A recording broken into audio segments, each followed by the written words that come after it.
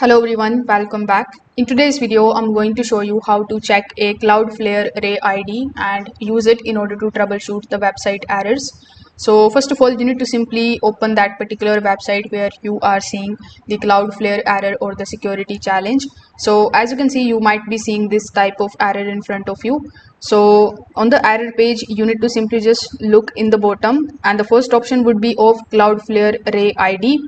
So this is the ID that you are looking for. So you need to simply just copy this ID so that you can use it for troubleshooting.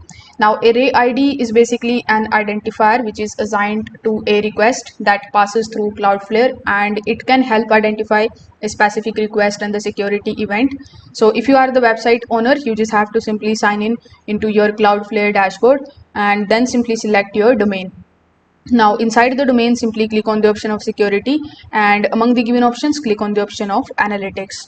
Now over here, you just have to simply open the events, and you can search or filter the security events using the Ray ID in order to basically find the related questions. So you can open the matching events in order to view the additional information such as the IP address, the user agent, the action taken, and other request details. Just keep in mind that the Ray IDs are useful identifiers, but they are not guaranteed to be unique for every request. So the timestamp and the other details can also be important.